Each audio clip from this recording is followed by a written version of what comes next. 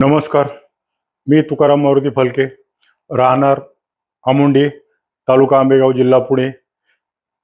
50-60 वर्षापासून मी मुंबईलाच राहतो आणि माझं आता वय झालेले 75. मला गुडघ्याचा त्रास आहे. थोडं चालायला पण जरा थोडं विकनेस जाणवते. तरी पण मी जनप्रिय पतपिढी ही मुंबईला शाखा आहे त्यांची, मंचरला आहे, ओतूरला अनेक 2-3 ठिकाणी आहेत. आणि त्या पतसंस्थेने माझ्यावरती अन्याय केला. 2025 मध्ये एप्रिलमध्ये माझ्या जमिनीत ओढलोपार्जित जमिनीवरती बोजा चढवला. माझ्या एकूणतरी एका नातेवाईकाने कर्ज घेतलं आणि मला नाहक पतपिढीने मला त्रास द्यायचं काम केले आणि संचालक मंडळ किंवा जे कोणी असतील संबंधित त्यांनी मला नाहक त्रास दिलाय. जनप्रिय पतपिढीचा मी कुठलाही सभासद नाही, कुठलाही माझा संबंध नाही, माझं खातं नाही किंवा अनेक वर्ष मी जरी माहीत असले मला तरी पण माझा त्यांचा संबंध नाही. तरी पण त्यांनी माझ्या नातेवाईकाला कर्ज दिले आणि नाहक मला त्रास देण्यासाठी माझ्या ओढलोपार्जित जमिनीवर त्यांनी बोजा चढवला आणि कुठल्याही तऱ्हेचं संबंध नसताना मला नाहक ते आज काही गोष्टीचा त्रास होतोय. मला आजार आहे, गुडघ्याचा त्रास आहे, विकनेस आहे जाणवते आणि माझ्यासमोर सहकार आयुक्तांनी सुद्धा हे लेटर आहे. 23 मार्चला त्यांनी मला लेटर दिले.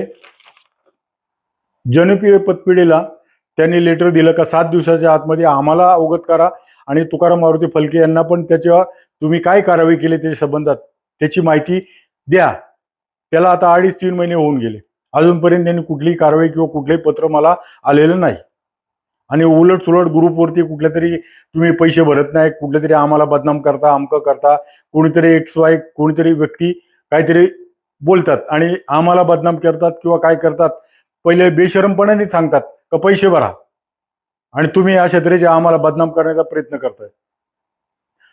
तर सर्वसामान्य लोकांनी याचा विचार करावा का आमच्या ठिकाणी तुम्ही आहात, तुम्ही अशा वेळेला काय केलं असतं. 2019 साली माझ्या नातेवाईकाला कर्ज दिलं, त्यावेळेला कुठली मला सूचना नाही दिली किंवा माहिती दिली नाही. आतापर्यंत कुठल्याही तऱ्हेचं नोटीस किंवा काहीच नाही. आणि माझ्या वसुली दाखला त्यांनी 23 मध्ये घेतला आणि एप्रिल 25 मध्ये त्यांनी माझ्या जमिनीवर ओढलोपार्जित जमिनीवर बोजा चढवला आणि जमीन जप्त केली आणि कुठली सूचना न देता किंवा मला माहिती न देता, नोटीस न देता, काही न करता माझ्या जमिनीवर त्यांनी बोजा चढवलेला आहे.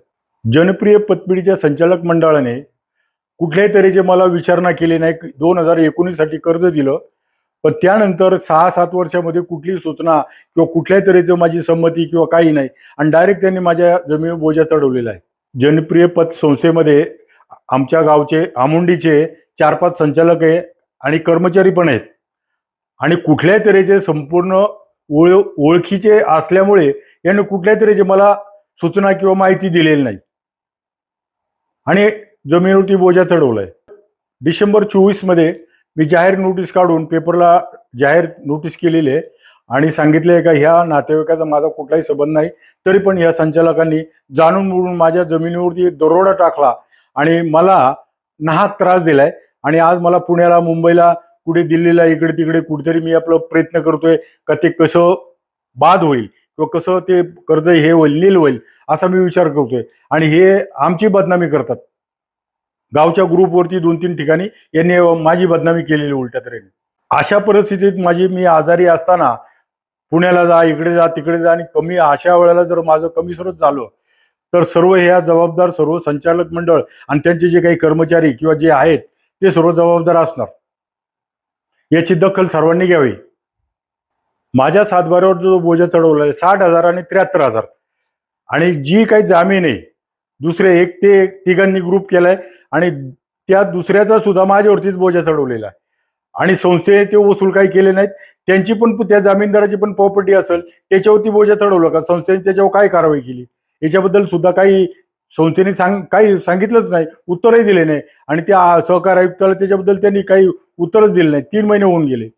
जे संचालक मंडळाने त्यांच्या नातेवाईकांनी कर्ज घेतलेले आहेत काय 25-30 कोटी त्याच्यावरती बोजा चढवले का, त्यांच्यावरती काय कारवाई केली किंवा ते संबंधित काय लोक आहेत त्यांच्यावरती काय हे केले ते पण आम्हाला कळलं पाहिजे.